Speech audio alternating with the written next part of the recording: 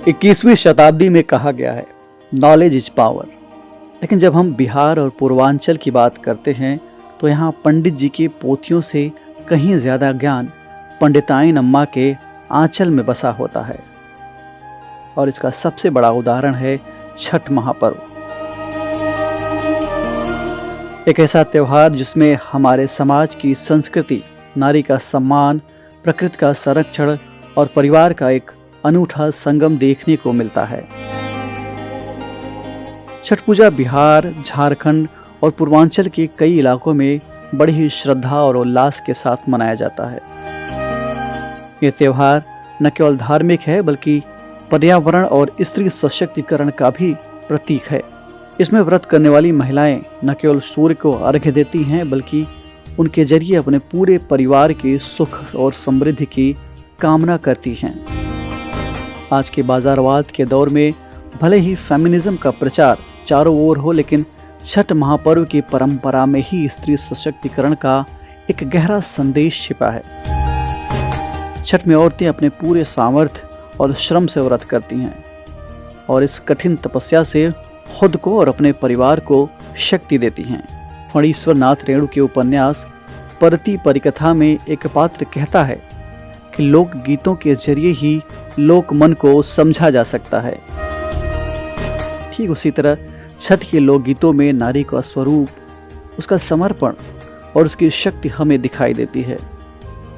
ये त्यौहार सच में सबसे फेमिनिस्ट त्यौहार है, जहां महिलाएं अपने सामर्थ्य और आस्था के जरिए परिवार और समाज की रक्षा करती हैं।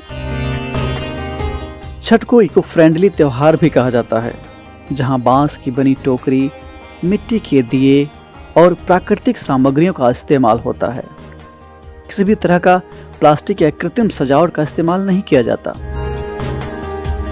घाटों की साफ सफाई से लेकर प्राकृतिक सामग्रियों का इस्तेमाल, यह हमें सिखाता है कि कैसे हम अपनी परंपराओं को बिना किसी प्रदूषण के मना सकते हैं। कोपी कोपी बोलेली छठी माई, सुनी ये सेवका लोगवा, हमरी घाटे दुबिया उपज गईले, मकरी बसेरा ले ले। इस तरह के गीतों में छिपे संदेश हमें पर्यावरण संरक्षण का महत्व सिखाते हैं। छठ पूजा के गीत जैसे केरवा जे फरेला घवत से ओपे सुग्गा में डराए, ये अपने आप में सस्टेनेबल डेवलपमेंट और बायोडाइवर्सिटी के संरक्षण की बातें करते हैं। काचा ही बांस के बहंगियां बहंगी लचकत जाए, ये गीत गरीब किसान की श्रद्धा और उसके समर्पण का प्रतीक है। इन गीतों में छिपा हुआ संदेश आज के आधुनिक दौर में भी प्रासंगिक है। छठ पूजा में छठी मैया की पूजा होती है, जो हमारे जीवन की संरक्षिका मानी जाती हैं। छठी मैया से जुड़ी मान्यता है कि वो अपने भक्तों के दुखों को हरने वाली देवी हैं। लोक कथाओं में ये भी आता है कि छठी मैया ने स्कंद माता के रूप में कार्तिकेय का पालन किया था। उनकी पूजा सूर्य के साथ मिलकर की जाती है, जो एक अद्भुत संतुलन का प्रतीक है। ससुरा में मांगी ले अन्न धन लक्ष्मी, नैहर सहोदर जेठ भाई ये छठी मैया। इस तरह के गीतों के जरिए ये त्यौहार परिवार की एकजुटता और संपन्नता का प्रतीक बन जाता है। छठ पूजा को विवस्वत षष्ठी के नाम से भी जाना जाता है और इस दिन सूर्य देवता की पूजा होती है, जिन्हें वेदों में जगत की आत्मा कहा गया है।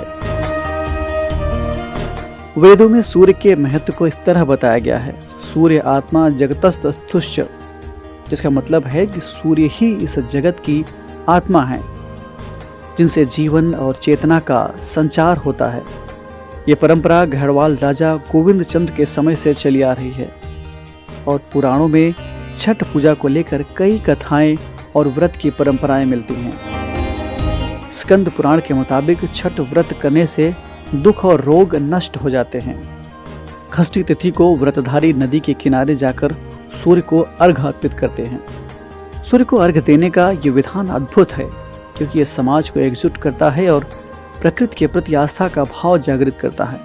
छठ पूजा का अर्घ्य मंत्र है नमोस्तु सूर्याय सहस्त्र भानवे, नमोस्तु वैश्वानर जात वेद से, तुमेव चाघर्य प्रतिगृहण गृहण देवाधिदेवाय नमो नमस्ते।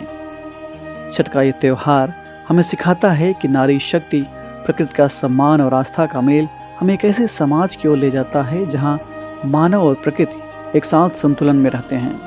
जब हम सूर्य और छठी मैया की आराधना करते हैं तो ये हमारी परंपराओं और संस्कृति का जश्न मनाने का अवसर होता है, जिसे समय के साथ बदलने नहीं देना चाहिए। तो आइए इस वर्ष हम सब छठ पर्व के इन संदेशों को अपने जीवन में उतारें और अपने समाज, अपने पर्यावरण और अपनी परंपराओं का सम्मान करें।